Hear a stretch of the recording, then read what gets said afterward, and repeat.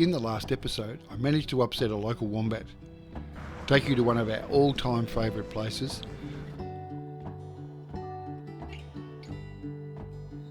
We visited some places that we used to live and indulged in all things festivale.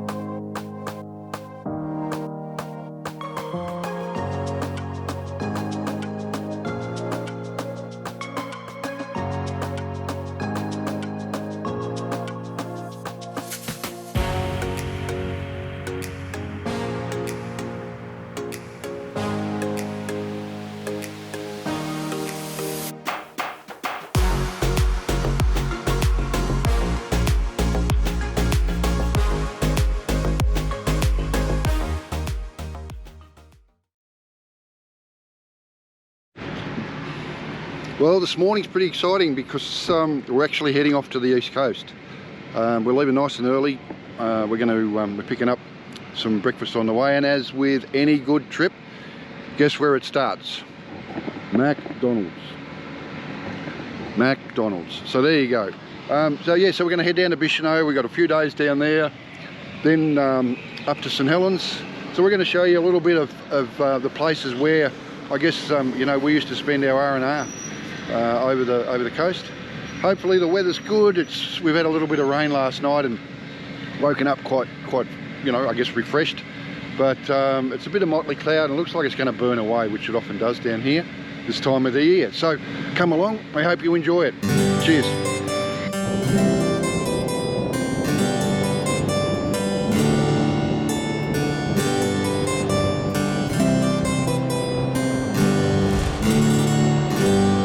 So here we are at the water tower at Evandale. I'll share a funny story that, well, I guess it wasn't funny at the time. I ended up with the Bad Dad of the Year award.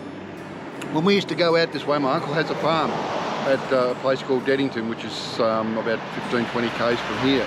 And as we used to come through, I used to tell the kids that this was where Robin Hood lived, and he'd sit up on top of the tower in the castle slots with his bow and arrow. And when we drive through, the kids would all curl down under the windowsills as we drove past.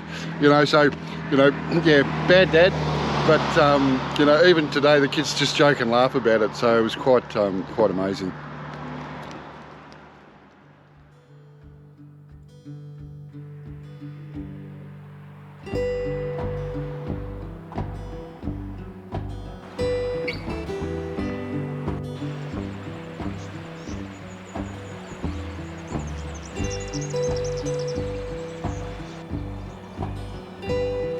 After leaving Evandale, the next stop was the heart of the Midlands and the colonial township of Campbelltown.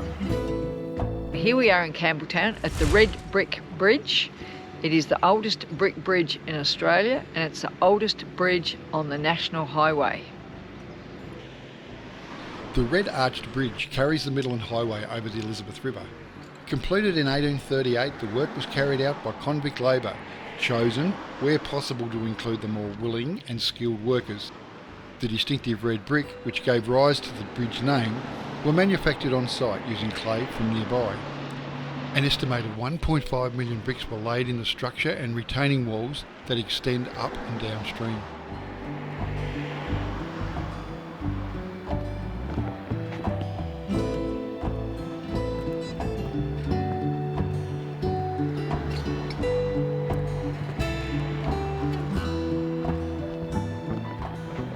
Look at the ducks and the swans. Quack, quack, quack, quack. Quack, quack, quack, quack, quack.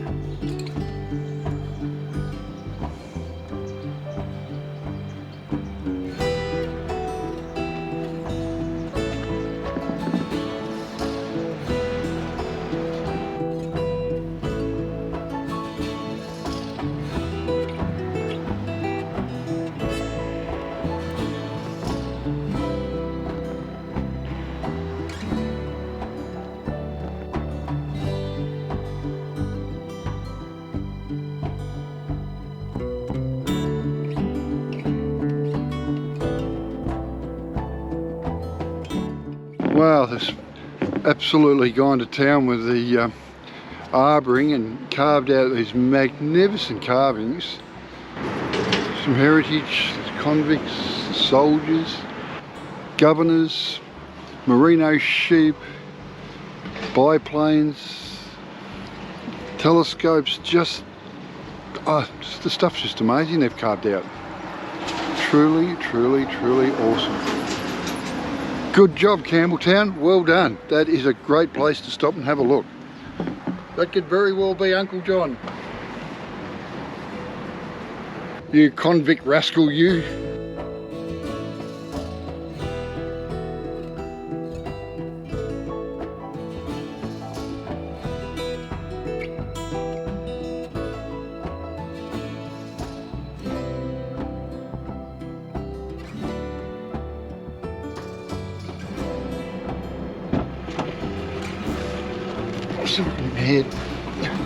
Well, Melly, I can smell the salt air calling me. What about you? No. Yep. No. Let's head to the coast.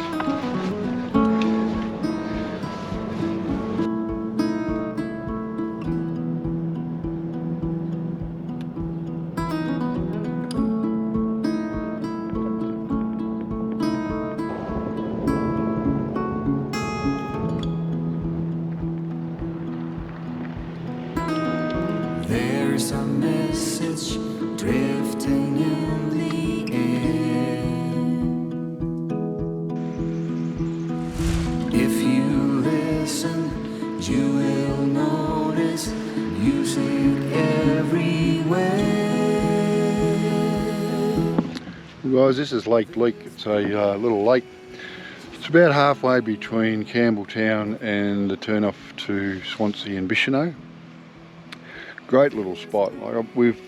I've fished it a few times over the years, never had an awful lot of success. But it's one of those things you just got to be patient with it, learn the lake. But yep, no, we just thought we'd call in and showcase this little spot. There's a caretaker, there's a bit of camping. That looks like there's 3 or 4 powered sites up on the corner. There's a dump point, and of course they've got the little inn just a little bit further out the road. So yeah, no, great little spot. Great little spot. Sort of one of those hidden gems that you find out and about this place. Side by side,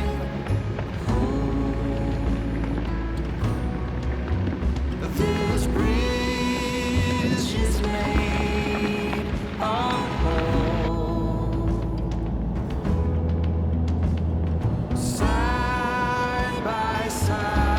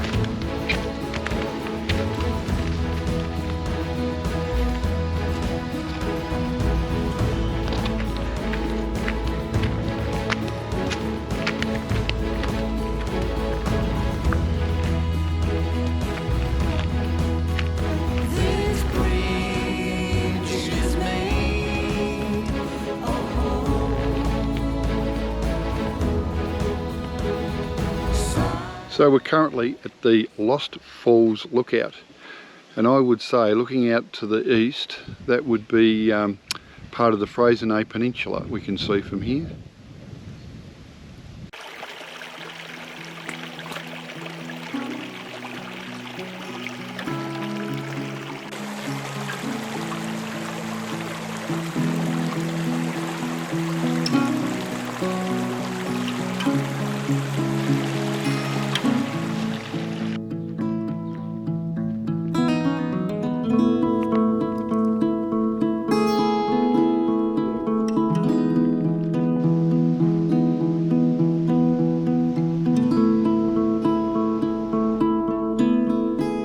Then we started to smell the salt air. So Bicheno, here we come.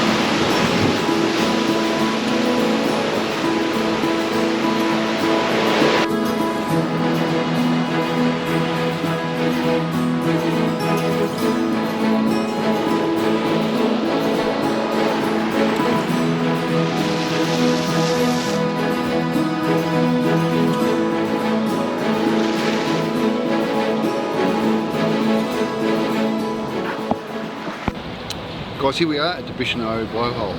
Bloody spectacular place, you know, big easterlies roll in here over the summer months, and you can see, I can hear it in the background, it's working reasonably well today.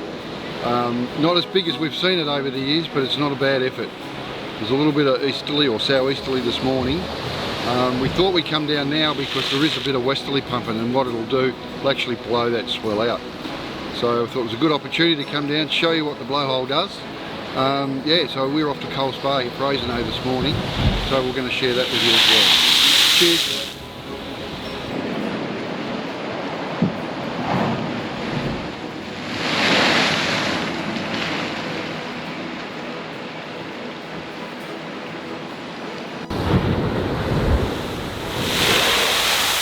Beautiful!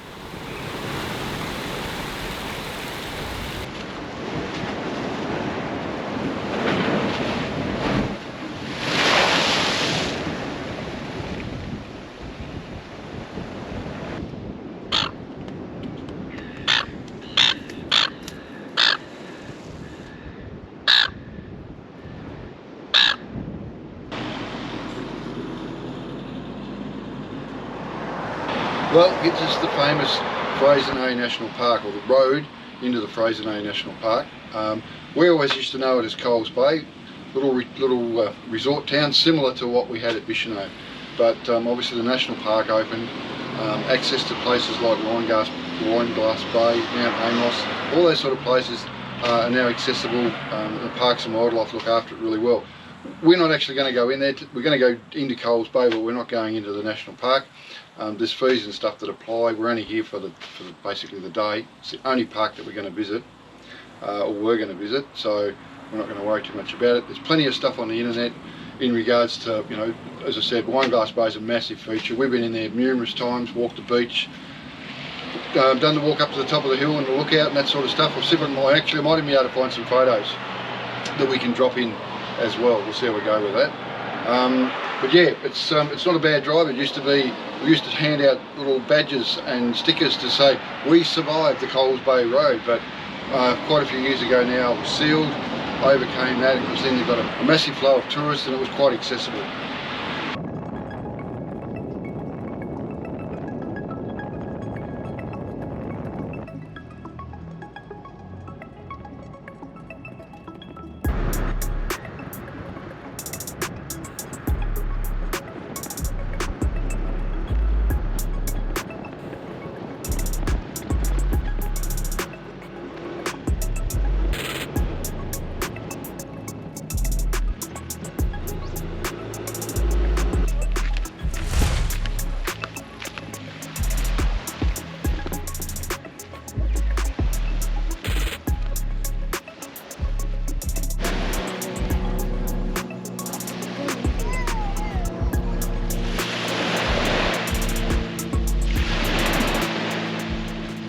This is the magnificent Coles Bay.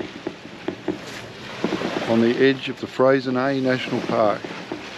You can understand why they rave about this place, and luckily today we've made it on a cracker day as well. Hey Liz? Yes.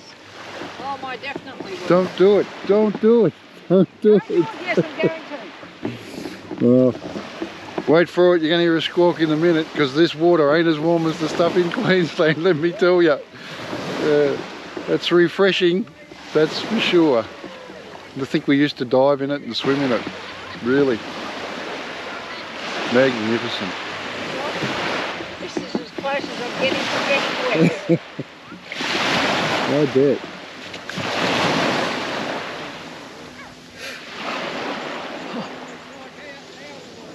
So yep, that's the hazards in the background you can see in that what they call the Freycinet National Park.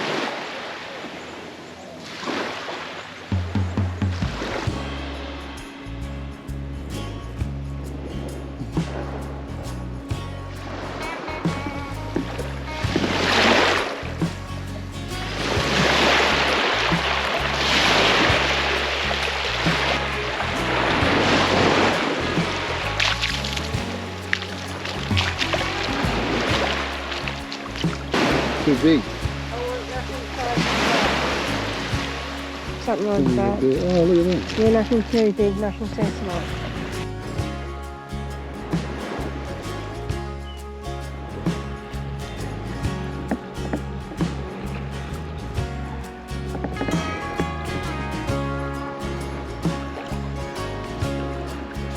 It's a shame we don't have smell-o-vision, because there's something that you don't realise you miss until you miss it, and that is the smell of rotting seaweed on the beach.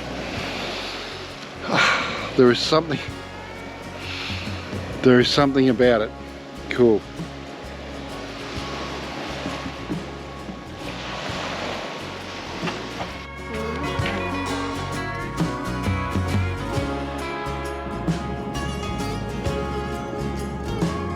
By now we were starting to get a little bit hungry, so a stop off at an oyster farm is on the agenda.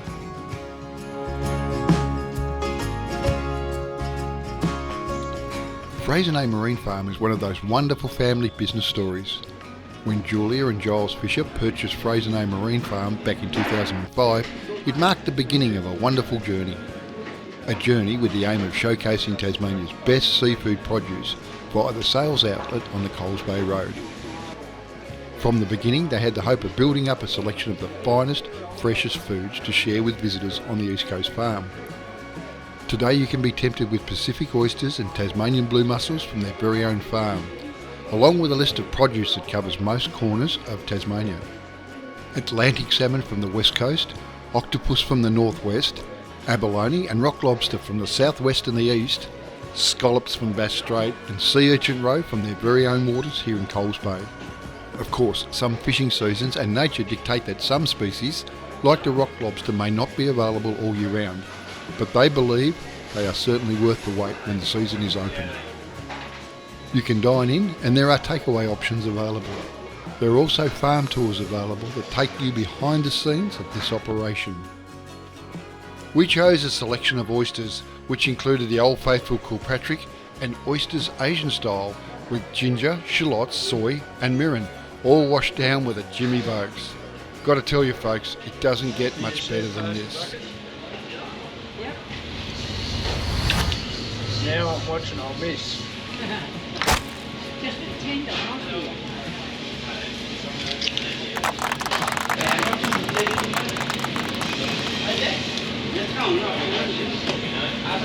How many of these do you do a day? Probably about, today I'll do about 70 dozen. Wow. That's a slow day. Oh, gee, what's the faster? Probably about 150. My word. That's what we do at about Christmas time. Yep. Amazing. Thank you very much. Not a problem. Have a good day. You too. I'll leave your window alone.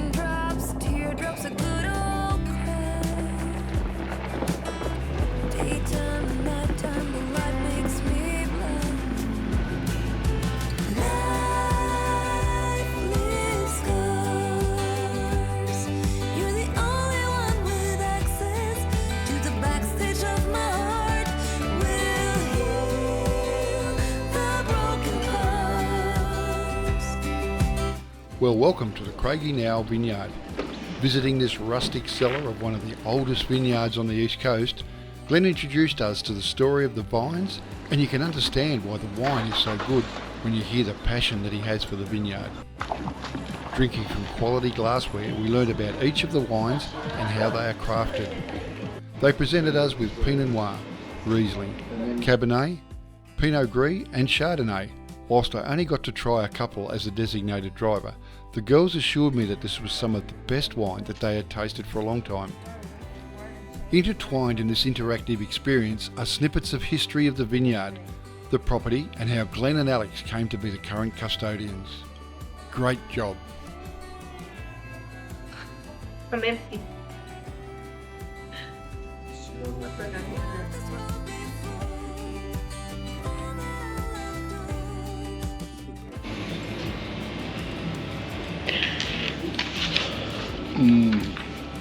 Let me read you the tasting notes of this. Dark crimson in colour. It excites the nose with rich berry fruits and a minty dark chocolate. A velvet texture that drips across the tongue and a palate of raspberry and spice. Yum. That's gold. Still filming. That one, that is gold. You like that I like one? that, yeah. Excellent.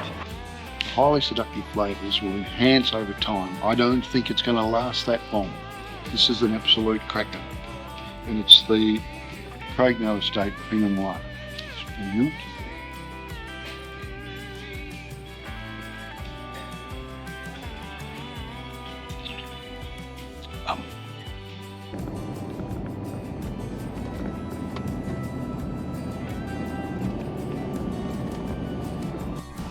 Wow, what a find.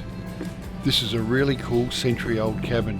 It's known as a new and up-and-comer in the Tasmanian wine industry. It's part of a very old family holdings, and they are in fact the second oldest family business in Tasmania. The Gala Vineyard covers 11 hectares in Cranbrook and has been an important part of sustainability on the farm. The vineyard site is on this 4,000 hectare property and is situated on steep, rocky ironstone with north-facing hills. Only planted in 2009, with the first vintage in 2011, this is home to their current range of award-winning wines.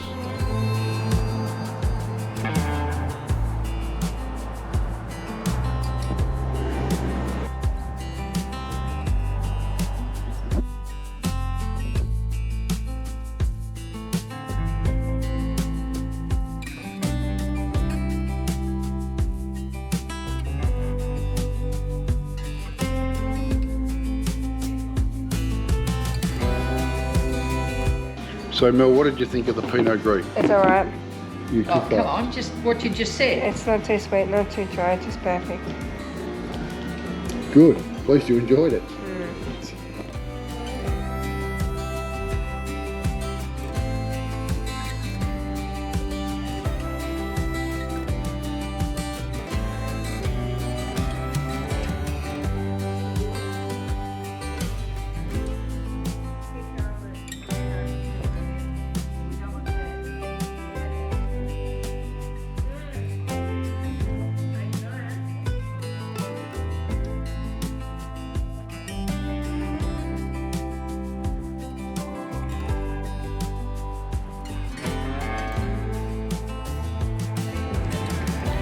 Our last stop was the Flash Devil's Corner Winery. Quite a change from the previous venues. This spot hosts some magnificent views looking to the south. Then we headed back to Bicheno to catch up with some friends for dinner. And what a dinner it was. Wow. What do you think, Mel? OMG. I could say it here.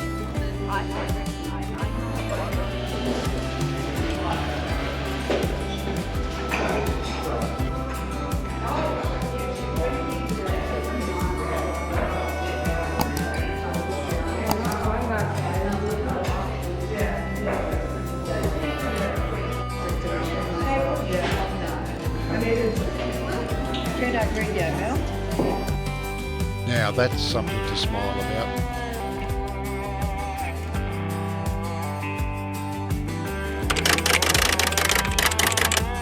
In the next episode, we continue our drive up the east coast, visiting the fishing township of St Helens, make our way out to Bennelong Bay where Liz spent many a holiday with her family growing up. Then it's up to Anson's Bay, revisit Muscle Row for Melissa, on to Cape Portland to the wind turbines, and back to Launceston.